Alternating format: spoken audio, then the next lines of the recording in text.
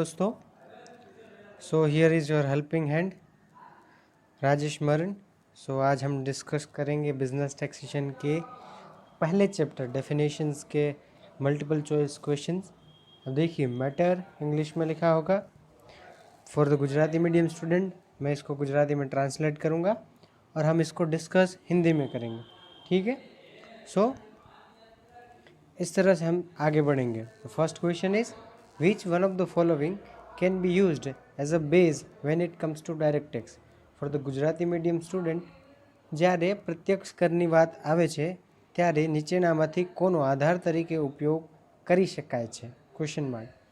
Options A CBDT circulars, B supreme court verdict in relation to direct tax, C income tax act 1961 or and D all of this. So for Gujarati medium student, CBDT ના સર્ક્યુલર્સ, supreme કોર્ટના direct ટેક્સના સંદર્ભના ચુકાદાઓ અને C option આવકવેરા ધારા કાયદો 1961 કે ઉપરના તમામ. So let's discuss this question. As we already discussed, when it comes to direct tax, there is a 4 base. कितने? 4 बेस है. CBDT circulars, supreme court verdict in relation to direct tax, income tax act 1961. So यहाँ पे क्या answer होगा? D, all of this, right. ये जो ABC जो तीनों है उन तीनों का एज अ बेस यूज़ किया जा सकता है। लेकिन हमने कितने डिस्कस किए थे इन क्लासरूम? 4, राइट। 4 बेस। तो कौन से 4 बेस थे? यहाँ पे 3 तो लिखे हुए हैं, CBDT circular, supreme court verdict in relation to direct tax, income tax act 1961। और चौथा बेस कौन सा था? That is income tax rules 1962, ठीक है। तो ये चारों लिख लीजिएगा। अगर वो भी इनकम टैक्स रूल्स 1962 भी अगर इसमें ऐड कर दिया जाए, ठीक है, यहाँ एक आध ऑप्शन ABC में से निकाल दिया जाए और उसको ऐड कर दिया जाए, फिर भी answer all of this he रहेगा, ठीक है। सो आंसर कौन सा है यहाँ पे? All of this. तो लिख लीजिएगा, ठीक है, for Gujarati medium students also and English medium students also. So now let's go to second question. So full form of CBDT for Gujarati medium student. CBDT no full form જણાવો, પૂરું નામ જણાવવાનું છે, બરાબર છે। એબ્રિવિએશન આપેલું છે, એને તમારે ફૂલ ફોર્મ આપવાનું છે। પહેલું છે centralise board of directors and trustee, B central board of direct taxes, C centralise board of direct transfer, D none of the above. For Gujarati medium student options को करने की ज़रूरत नहीं है, ठीक है, क्योंकि इसमें तो गुजराती कैसे होगा आप भी समझ सकते हैं, ठीक है, और होगा तो बहुत हाई लेवल का होगा और आपको भी यही पूछा जाएगा, ठीक है, इन एग्ज़ाम ऑल्सो। इसी तरह से गुजराती में नहीं, बाकी गुजराती में तो बहुत होगा, इसका मतलब क्या का क्या हो जाएगा, ठीक है। सो यहाँ पे आंसर कौन सा होगा? Let's discuss this. That first option है centralise board of directors and trustee. अब हम यहाँ पर डायरेक्ट टैक्स की बात कर रहे हैं तो डायरेक्टर एंड ट्रस्टी तो आएगा नहीं, ठीक है, तो ये तो निकाल ही दो। बी है central board of direct taxes, हाँ इसमें central board of direct taxes है, मतलब ये आंसर में इंक्लूड हो सकता है, ठीक है। सी है centralise board of direct transfer and D none of the above. As we know कि CBDT का फुल फॉर्म क्या है? Central board of direct taxes. तो आंसर हमारा कौन सा हो गया? B.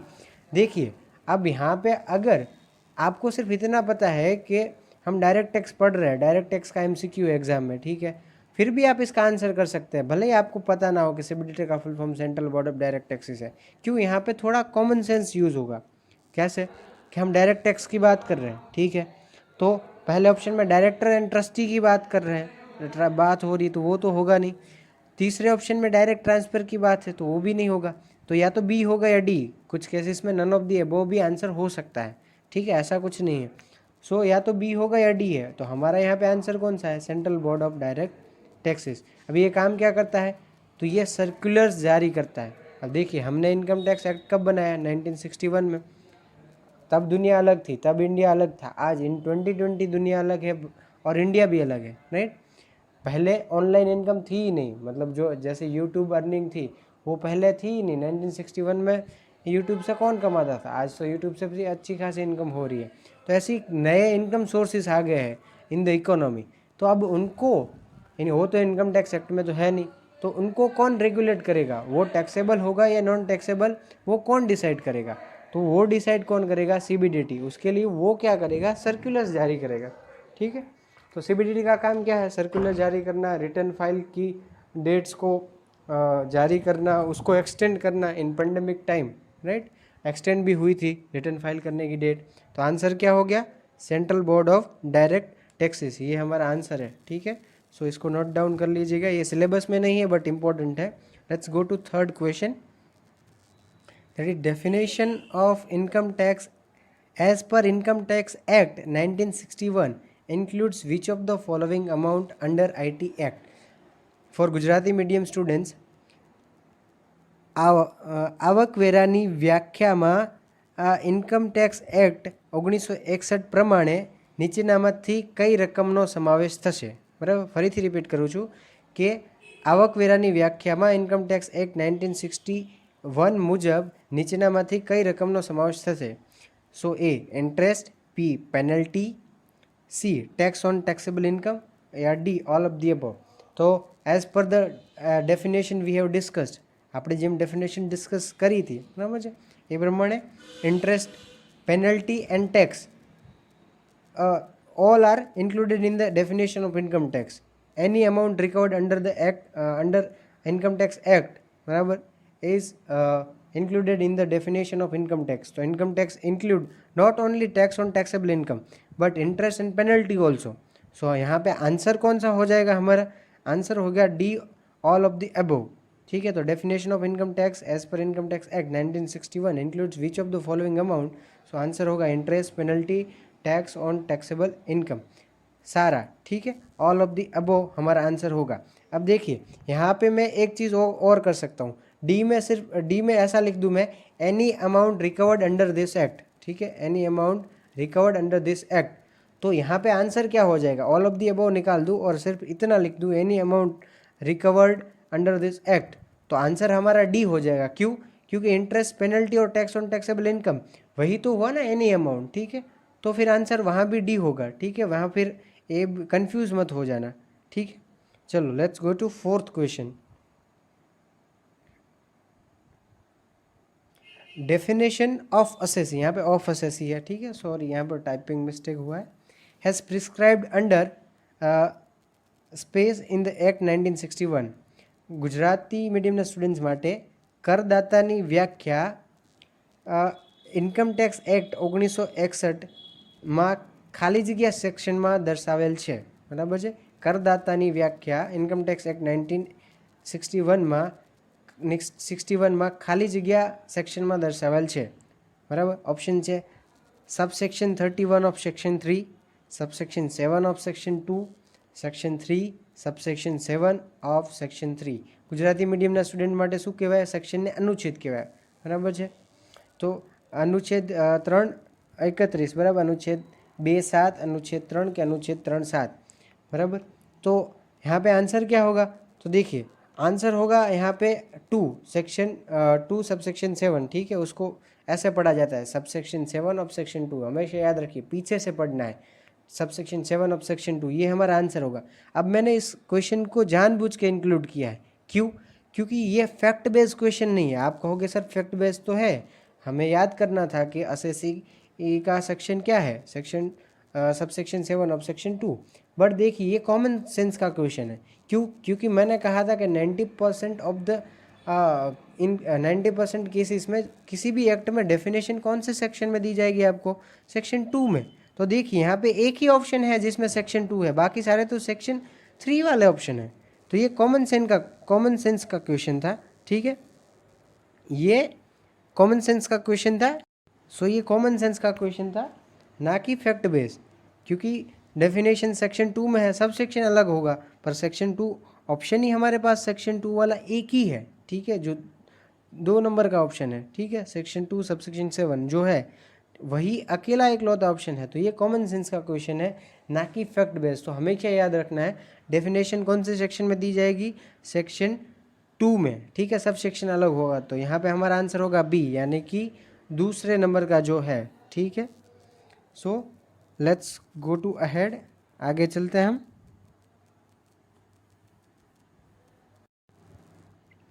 Question 5. There is only space by IT department to declare a person as a assessee under IT Act 1961.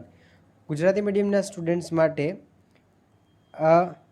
IT income tax act 1961 મુજબ એક વ્યક્તિને કરદાતા જાહેર કરવા માટે ખાલી જગ્યાની જરૂર હોય છે. Option A need of payment, B need of achievement, C need of action, D need of taxable income. Gujarati મીડિયમના સ્ટુડન્ટ્સ માટે ચૂકવણીની જરૂરિયાત હોય છે, અચીવમેન્ટની જરૂરિયાત હોય છે, એ કાર્યવાહીની જરૂરિયાત હોય છે, અથવા ટેક્સેબલ ઇન્કમ કરપાત્ર આવકની જરૂરિયાત હોય છે. તો as we already discuss in class કે to declare a person as assessee there is a need of action only.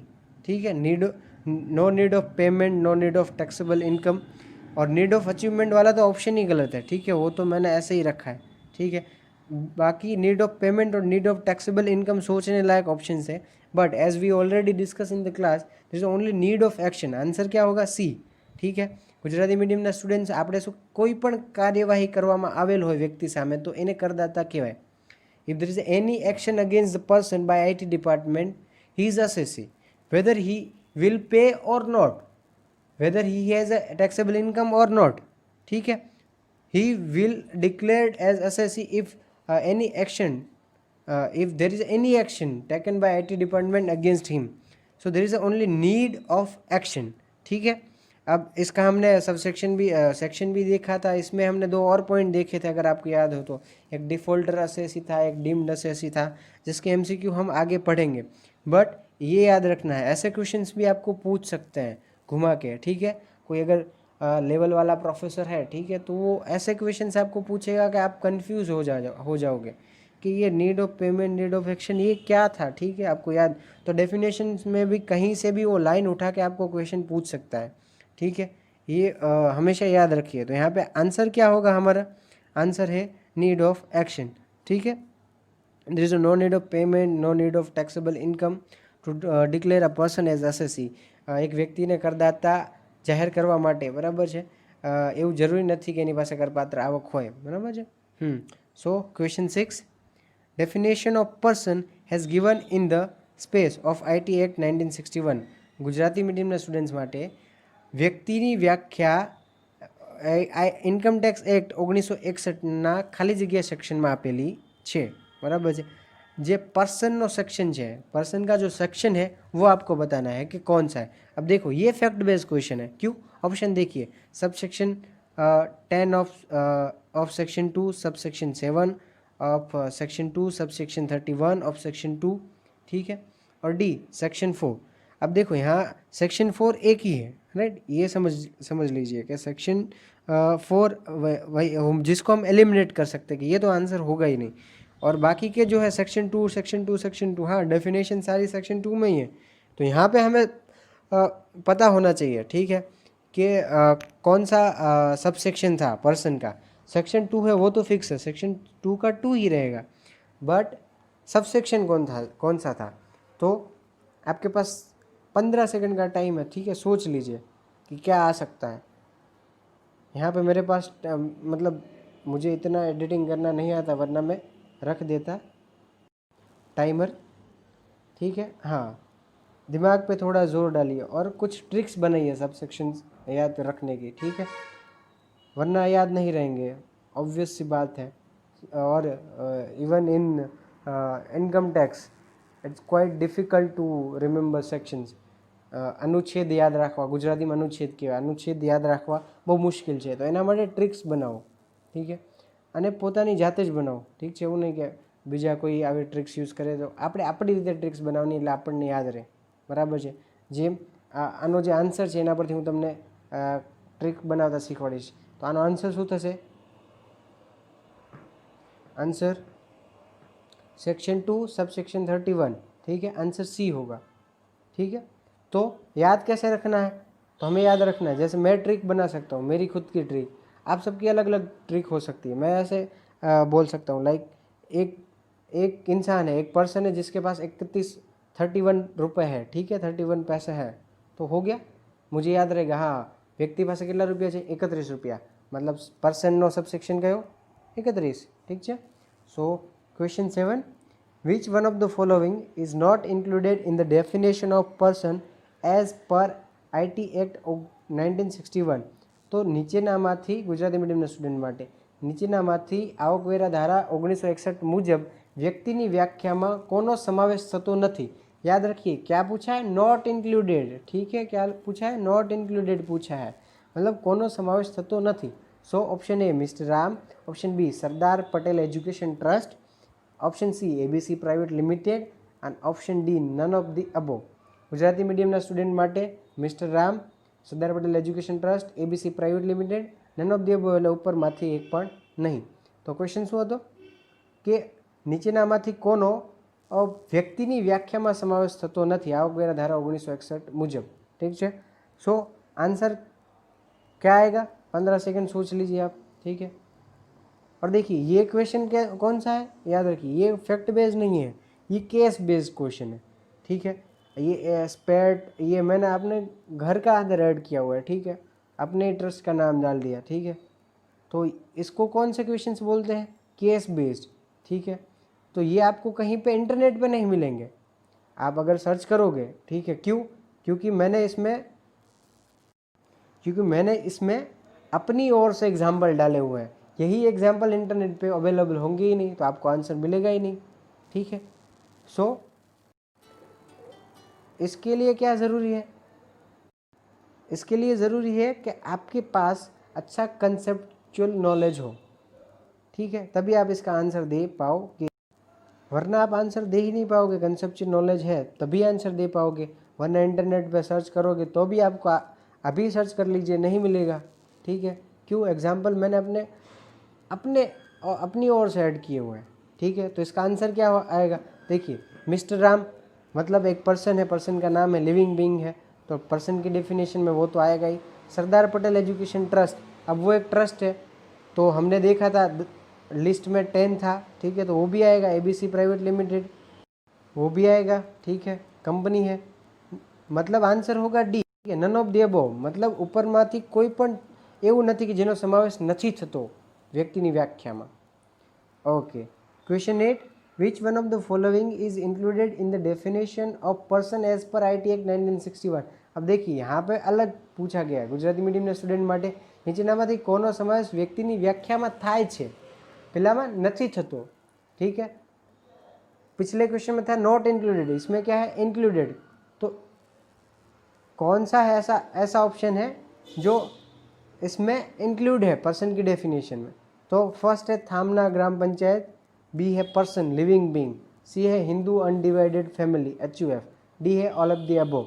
Gujarati मीडियमના સ્ટુડન્ટ્સ થામણા ગ્રામ પંચાયત, पर्सन व्यक्ति बराबर जीवंत व्यक्ति, અને हिंदू अविभक्त कुटुंब, અને ઓપ્શન ડી ઉપરના તમામ. તો આપણને ખબર છે as we know that person includes all of the above, right. कितने अंदर डेफिनेशन में कितने पॉइंट्स है, 10 पॉइंट्स है. ठीक है, कि ये 10 पॉइंट्स है वो पर्सन की डेफिनेशन में आएगा. हाँ, but list is inclusive not exhaustive, ये भी याद रखिए. मतलब ऐसा नहीं कि ये 10 ही, अगर कल को कुछ नया आ गया तो उसको भी इंक्लूड तो कर सकते हैं पर्सन के डेफिनेशन में.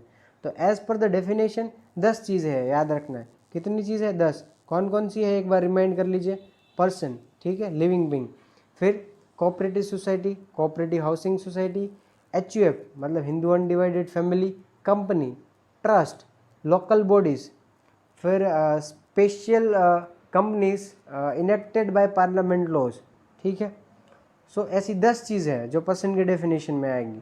लिस्ट है, डेफिनेशन नहीं है बट लिस्ट है. ठीक है, तो ये याद रखिए. तो और ये लिस्ट कैसी है गुजराती मीडियमના સ્ટુડન્ટ માટે, લિસ્ટ સમાવેશી છે અને અહીંયા જ પૂરી થતી નથી. બરાબર છે, એને કહેવાય ઇન્ક્લુઝિવ નોટ એક્ઝોસ્ટિવ. બરાબર, એટલે એમાં કંઈક સમાવેશી અને અંતહીન નથી. બરાબર છે, એને ગુજરાતી એવું થાય નોટ એક્ઝોસ્ટિવ मतलब અંતહીન નથી. બરાબર. તો અહીંયા આપણો આન્સર શું થશે, all of the above. All of the above are included in the definition of person. Section યાદ રાખજો, પર્સનનો કયો હતો 31, એક વ્યક્તિ પાસે 31 રૂપિયા છે, એવી રીતના યાદ રાખવાનું. અને એસએસસીનો 7 સબસેક્શન, સેક્શન 2 સબસેક્શન 7. બરાબર છે. हाँ, question 9, the list of person given in the IT act 1961 is, अभी अभी हमने जो बात की कि जो IT एक्ट में जो लिस्ट दिया गया है पर्सन का, ठीक है, कौन से सब सेक्शन में, 31 में, सेक्शन 2 सब सेक्शन 31, ठीक है। और असेसी का क्या है, सेक्शन 2 सब सेक्शन 7, ठीक है। उसको कैसे याद रखना है कि एक इंसान के पास 31 रुपये थे, उसमें से उसने कितने रुपए टैक्स भरा, 7 रुपये, मतलब टैक्स भरा मतलब वो क्या बन गया, असेसी बन गया। हाँ, 31 रुपये थे एक व्यक्ति के पास, और उसने उसमें से 7 रुपये एज अ टैक्स दिए मतलब वो असेसी बन गया। 7 रुपये दिए इसलिए असेसी बन गया, मतलब 7 असेसी का सबसेक्शन है, सेक्शन 2 सबसेक्शन 7, असेसी का कौन सा है, 7, ठीक है। इस तरह से ट्रिक बनाइए। और पर्सन के पास कितने पैसे थे, 31, ठीक है, मतलब सब सेक्शन कौन सा हुआ, सेक्शन 2 सब सेक्शन 31, ठीक है, पर्सन का। तो इस तरह से याद करना है। तो यहाँ पे क्या पूछा है कि the list of person given in the IT act 1961, तो ગુજરાતી મીડિયમના સ્ટુડન્ટ માટે આવકવેરા ધારા 1961 આપેલ વ્યક્તિની યાદી એ, બરાબર, પછી ખાલી જગ્યા છે। અને ઇંગ્લિશ મીડિયમના સ્ટુડન્ટ માટે the list of person given in the IT act 1961 is space inclusive and not exhaustive, not inclusive and exhaustive, inclusive and exhaustive, none of the above is true answer। તો Gujarati મીડિયમના student માટે સમાવેશી અને અંતહીન, not એક્ઝોસ્ટિવનું શું થાય, અંતવિહીન, sorry અંતહીન નહીં, અંતવિહીન, right. અને નો બીજો option છે એનું ગુજરાતી શું થશે, નોટ ઇન્ક્લુઝિવ, એટલે બિન સમાવેશી અને અંતહીન, બરાબર। પહેલો ઓપ્શન શું હતો, સમાવેશી અને અંતવિહીન, બીજો છે બિન સમાવેશી અને અંતહીન, ત્રીજો છે ઇન્ક્લુઝિવ એટલે સમાવેશી અને એક્ઝોસ્ટિવ એટલે અંતહીન। તો આન્સર કયો આવશે, as we already discussed prior to this question, inclusive and not exhaustive એટલે આન્સર એ, એટલે સમાવેશી છે, એટલે આમાં કોઈ પણ વસ્તુ ઇન્ક્લુડ કરી શકાશે। એન્ડ નોટ એક્ઝોસ્ટિવ मतलब આનો અહીંયા અંત થઈ જતો નથી, लिस्ट यहाँ पे ख़त्म नहीं हो जाती, ठीक है, याद रखिए। इंक्लूसिव मतलब इसमें कुछ ऐड किया जा सकता है, और ये लिस्ट जो नॉट एग्जॉस्टिव है मतलब यहाँ पे ख़त्म हो जाती नहीं है। अब question 10, in which of the following cases person can be declared as a defaulter assessee as per IT act 1961। यहाँ पे क्या पूछा है, डिफॉल्टर असेसी कब इंसान को बोला जा सकता है। गुजराती मीडियमના સ્ટુડન્ટ માટે નીચેનામાંથી કયા કેસીસમાં વ્યક્તિને ડિફોલ્ટર કરદાતા જાહેર કરવામાં આવે છે, બરાબર છે, એઝ પર IT एक्ट 1961। ફરીથી રિપીટ કરું છું, નીચેનામાંથી કયા કેસીસમાં વ્યક્તિને ડિફોલ્ટર કરદાતા જાહેર કરવામાં આવે છે આવકવેરા ધારા 1961 મુજબ। ઇન કેસ ઓફ ડેથ, મૃત્યુના કિસ્સામાં, ઇન કેસ ઓફ બેંકરપ્સી, નાદારીના કિસ્સામાં, A and B બોથ, मतलब A and B ऊपरना बनने છે બંને, बराबर, and D none of the above. तो यहाँ पे हमारा आंसर क्या होगा, in case of death and in case of bankruptcy both, यानी answer C, A and B both. Defaulter assessee क्या होता है कि जब इंसान की डेथ हो जाए, इंसान बैंक्रप्ट हो जाए, बैंक्रप्ट मतलब गुजराती में नादार, ठीक है, हाथ खड़े कर दे, मेरे पास पैसे नहीं है किसी को देने के लिए, ठीक है, उसकी लायबिलिटी इतनी बढ़ जाए, ठीक है, को उसको हाथ खड़े करने पर, मेरे पास पैसे ही नहीं है इतने आप सबको देने के लिए, मतलब बैंक्रप्ट हो गया, जैसे अभी हो गए अनिल अंबानी साहब, ठीक है, बैंक्रप्ट हो गए, बोल दिया मेरे पास पैसे ही नहीं है, ठीक है। और डेथ, बैंक्रप्सी, और एक और केस है, ठीक है, जिसमें इंसान को डिफॉल्टर असेसी बोला जा सकता है। वो कौन सा केस है, in case of mental disease, जब इंसान मेंटल बन जाता है। क्यों, मेंटल इंसान को क्या पता चलेगा किसको कितने पैसे देने हैं, तो उसको कुछ पता नहीं चलने वाला। तो इन case of death, in case of bankruptcy and in case of mental disease, ठीक है, जब इंसान मेंटल हो जाता है, उसको कोई मेंटल डिसीज हो जाता है, मानसिक बीमारी थी जाए, तो એને डिफॉल्टर करदाता जाहिर કરવામાં આવે છે, defaulter assessee. D none of the above तो होगा नहीं। हाँ, यहाँ पे ऐसा हो सकता था कि मैं यहाँ सी है वहाँ पे लिख देता इन केस ऑफ मेंटल डिसीज, और डी में लिख देता ऑल ऑफ दी अबव, ठीक है, तो फिर आंसर क्या हो जाता, all of the above. But यहाँ पे हमारा आंसर क्या है, in case of death and in case of bankruptcy, answer C. Now ठीक है, 12 ही MCQ है, तो अब 2 ही बचे हैं, ठीक है। तो अगले क्वेश्चन की ओर बढ़ते हैं हम। क्वेश्चन 11, ये रहा, person can be liable to pay tax even though he is not getting any income just because of his designation in case of Gujarati મીડિયમના student માટે વ્યક્તિને આવક મળતી ના હોવા છતાં એના હોદ્દાના કારણે ટેક્સ આપવા માટે કર આપવા માટે જવાબદાર ઠેરવવામાં આવે છે કેમ, બરાબર છે, અથવા કયા સંદર્ભે, બરાબર. ફરીથી રિપોર્ટ કરું છું, નીચેનામાંથી કયા સંદર્ભમાં વ્યક્તિને આવક ના મળતી હોવા છતાં તેના હોદ્દાના કારણે કર આપવો પડે છે, બરાબર છે. ઇંગ્લિશ મીડિયમ માટે person can be liable to pay tax even though he is not getting income just because of his designation in case of, કયા કેસમાં, એક અસેસી એટલે ગુજરાતી શું થાય, કરદાતા. બીજો ઓપ્શન ડિફોલ્ટર અસેસી, ડિફોલ્ટર કરદાતા.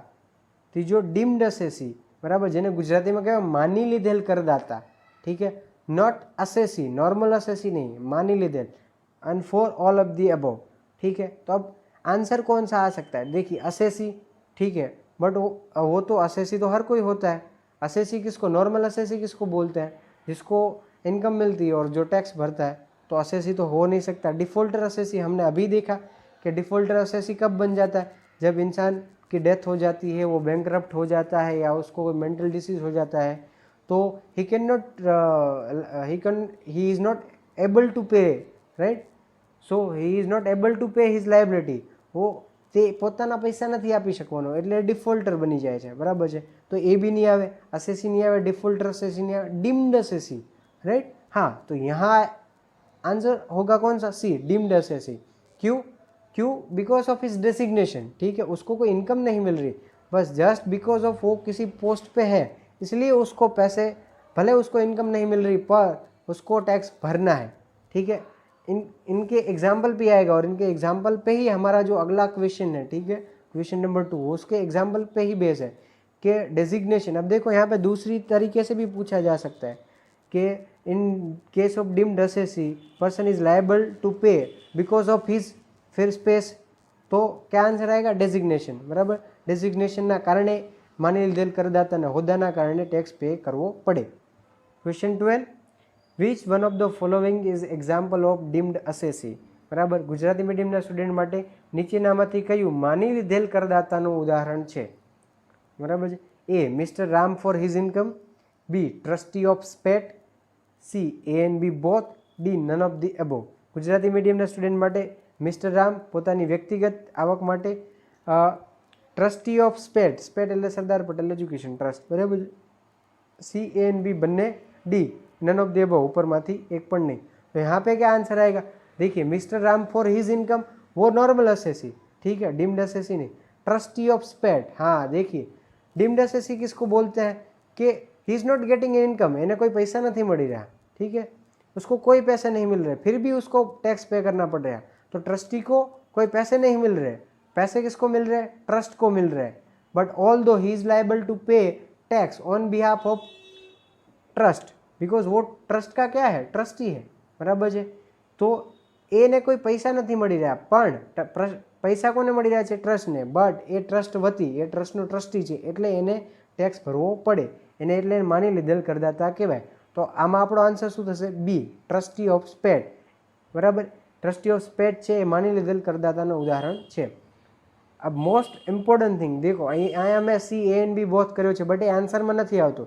ઘણી વખત સ્ટુડન્ટ એવું વિચારે છે કે A and B both, none of the above, all of the above, આવા બધા હોય ને એ આન્સર સાચા જ હોય એમ ઇનકે 80% કેસીસમાં, બરાબર. તો દર વખતે એવું હોય નહીં. થેન્क यू તમારા બધાનો, ठीक है.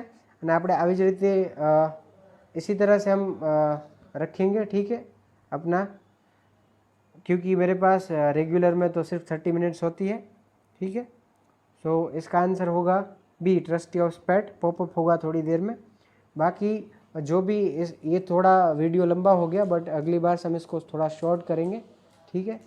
और डोंट वरी, रेगुलर में हम लेक्चर लेंगे और एमसीक्यू यहाँ पर डिस्कस कर लेंगे. ये मेरे एक फ्रेंड का चैनल है, क्योंकि मैंने कहा कि मुझे ये प्रॉब्लम है तो उसने मुझे कहा कि ठीक है तुम मेरे चैनल पे एमसीक्यू डाल सकते हो, ठीक है, उसे कोई प्रॉब्लम नहीं है, ठीक है. और हाँ, सब्सक्राइब कर लीजिएगा ताकि अगर मैं कोई और वीडियो डालूँ, ठीक है, MCQ का, तो आपको पता चल जाए। चलिए, thank you for your time, take care, have a nice day और नाइट, जब भी आप देख रहे हो, ठीक है।